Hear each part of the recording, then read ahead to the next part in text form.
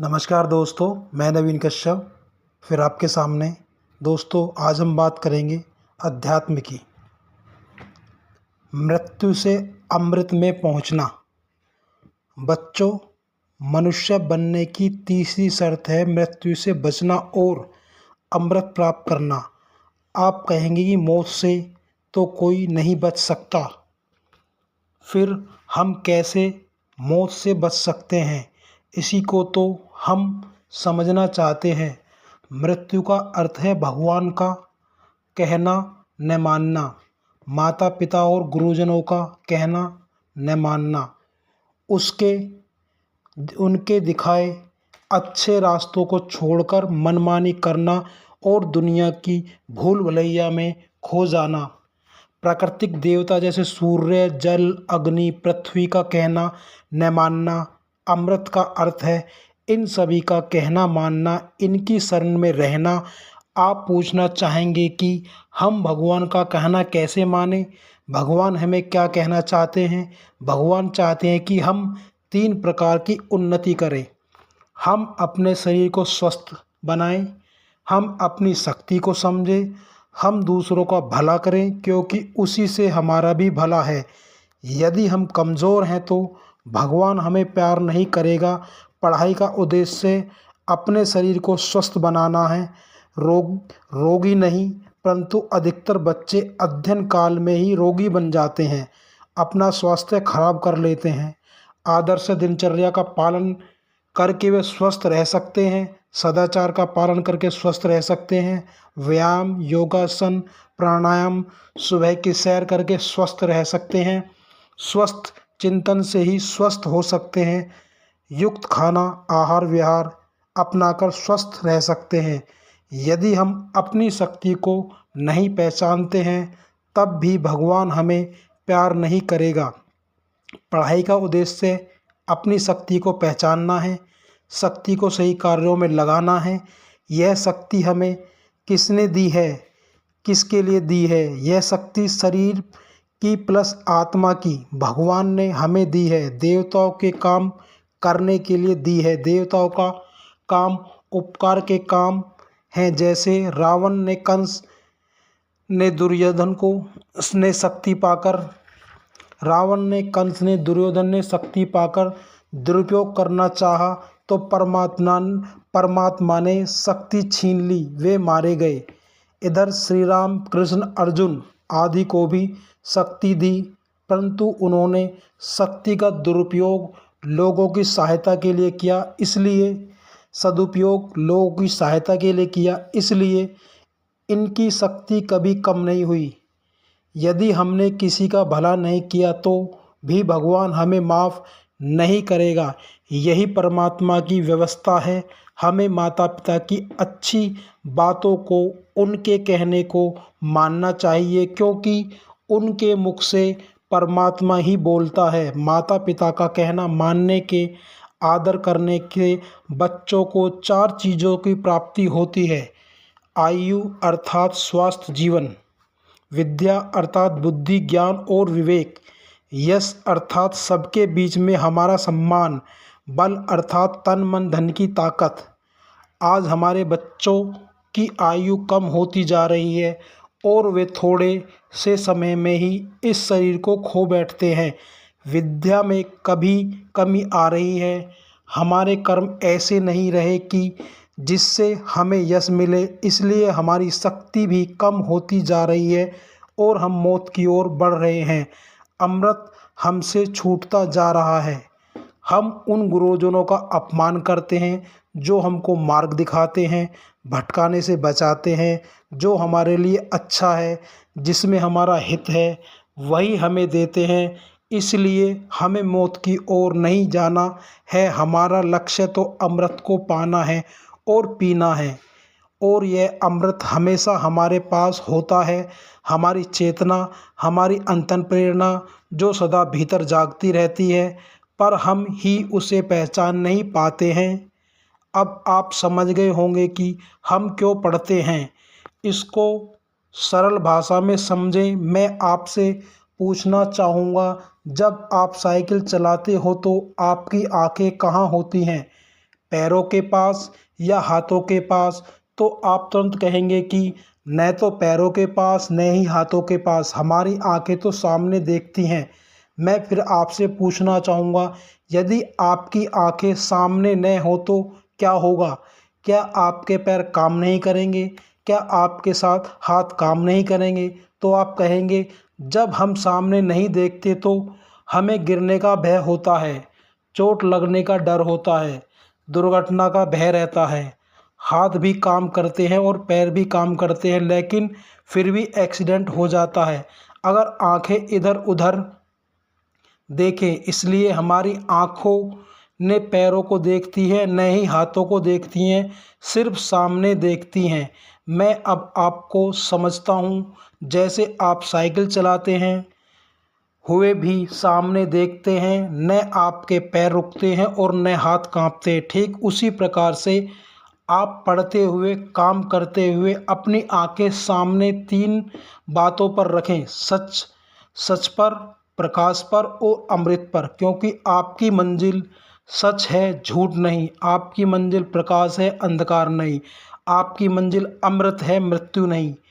एक बार गुरुजी ने अर्जुन से पूछा कि अर्जुन, ये बताओ कि तुम्हें वृक्ष दिखाई देता है, चिड़िया दिखाई देती है या चिड़िया की आँख? अर्जुन ने कहा कि मुझे केवल आँख दिखाई दे रही है। अर्जुन का निशाना केवल चिड़िया की आँख है। बच्चों, तुम्हारा लक्ष्य भी सच, प्रकाश और अमृत है। इन 3 चीज़ों को पाकर आप डॉक्टर बने, इंजीनियर बने, अध्यापक बने, कुछ भी बने, तभी आप शिक्षित कहलाएंगे। पढ़े लिखे लोग में अपने आप को शामिल कर सकेंगे। ऐसे बच्चों को पर भी समाज गर्व करता है। प्यारे बच्चों, पढ़ाई एक तप है और तप आसानी से नहीं होता है। तप में बहुत कठिनाइयों का सामना करना पड़ता है और लंबे समय तक तप चलता रहता है। इसलिए हमारे अध्ययन का सादा ढंग सही नहीं होना चाहिए। पढ़ते समय हम कैसे बैठना चाहिए, प्रकाश की दिशा किस तरफ हो, अध्ययन कैसे शुरू करें, कम समय में अधिक काम हो जाए और थके नहीं, घबराए नहीं, पढ़ाई बोझ न बनने लगे। जब हम पढ़ते हैं तो इन बातों का ध्यान प्रातः नहीं रख पाते, जिसके कारण कुछ बच्चे पढ़ने से ही जी चुराने लगते हैं, कुछ बच्चे पढ़ना छोड़ देते हैं, कुछ बच्चे फेल होते रहते हैं। फिर भी आपको घबराना नहीं है। हम आपको कुछ ऐसी बातें बताएंगे जिनको जानकर आप सफलता की सीढ़ी पर चढ़ेंगे। बैठने का सही आसन। पढ़ते समय सबसे पहले आपको बैठने का सही आसन चुनना होगा। एक ऐसा आसन जिसमें आपकी कमर सीधी रहे, मुड़े न पाए। यदि आपकी कमर मुड़ती है और कमर को छोड़कर मोड़कर बैठने का अभ्यास आपको हो जाता है तो बहुत ही जल्दी आपको बीमारियां घेर लेंगी और आप कुछ नहीं कर पाएंगे। उदाहरण उदाहरण से आप समझ सकते हैं, आप एक पाइप लें और उसे मोड़ दें तो क्या उसमें प्रेरक ठीक प्रकार से चलेगा? आप कहेंगे नहीं, क्योंकि प्रेशर रुकने लगता है। पर जब पाइप सीधा होता है तब प्रेशर तेज़ी से चलने लगता है। इसी प्रकार से हमारे शरीर में भी पाइप की तरह है। रीढ़ की हड्डी है जो हमारी खोपड़ी तक पहुंचती है, या यूँ कहे हमारे माइंड को खून रीढ़ की हड्डी से ही पहुंचता है। पढ़ते समय हमारे शरीर का कौन सा भाग अधिक काम करता है? तो आप कहेंगे कि पढ़ते समय मस्तिष्क का अधिक उपयोग होता है। माइंड को अधिक काम करने के लिए अधिक खून के प्रेशर की आवश्यकता होती है, परंतु हम तो अपनी रीढ़ की हड्डी को मोड़ देते हैं, जिससे माइंड को उतना खून नहीं मिल पाता, प्रेशर नहीं मिल पाता जितना उसे चाहिए। बात और समझ लें, जब आप खाना खाकर तुरंत पढ़ने बैठ जाते हैं तो पढ़ते पढ़ते नींद आने लगती है। बच्चों, अब तुम समझ गए होंगे कि अध्ययन में बैठने का सही ज्ञान कितना ज़रूरी है। जो बच्चे कमर झुकाकर पढ़ते हैं उनकी आंखें कमज़ोर होती हैं और चश्मा लगाना पड़ता है, माइंड कमज़ोर होने लगता है, शरीर में अनेक प्रकार के रोग आ जाते हैं। आप अपने आसपास ऐसे सारे बीमार लोगों को पाएंगे जिन्होंने सही प्रकार से बैठना नहीं आता। इसलिए बच्चों को बैठने का सही आसन अवश्य सीख लेना चाहिए और लगातार अभ्यास करना चाहिए, जिससे पूरे जीवन में रोग नहीं होगा और स्वास्थ्य अच्छा बना रहेगा। प्रकाश व्यवस्था, लाइट सिस्टम। दूसरी बात, पढ़ते समय प्रकाश की पढ़ते पढ़ते समय लाइट बाएं हाथ की तरफ से आनी चाहिए, लेफ्ट हैंड की साइड से। पढ़ते लिखते समय कुछ बच्चे लाइट सामने से लेते हैं, कुछ पीछे से और कुछ दाएं से। यह सब गलत है। इन सब का रिजल्ट है कमज़ोर आंखें। आज हम देखते हैं कि लगभग बच्चों की आंखें कमज़ोर होती जा रही हैं हमारी। इसीलिए हमें सही दिशा से ही प्रकाश लेना चाहिए और वह भी सही तरफ से, लेफ्ट हैंड साइड से। आपका बल्ब या आपकी ट्यूबलाइट और आपका टेबल लैंप आपके बाएं हाथ की ओर होना चाहिए, जिससे आपको पढ़ने में मन लगेगा और थकावट नहीं होगी। यदि लाइट पीछे से आती है तो आपके सिर की छाया पड़ेगी और यदि दाएं से आती है तो आपको दिखने में परेशानी होगी। कुछ बच्चे बाएं हाथ से लिखते हैं तो उन्हें राइट साइड से रोशनी लेनी चाहिए, परंतु वे अपवाद है। कम लाइट में भी नहीं पढ़ना चाहिए और अधिक में पढ़ना चाहिए। हमें मध्य प्रकाश में पढ़ना चाहिए।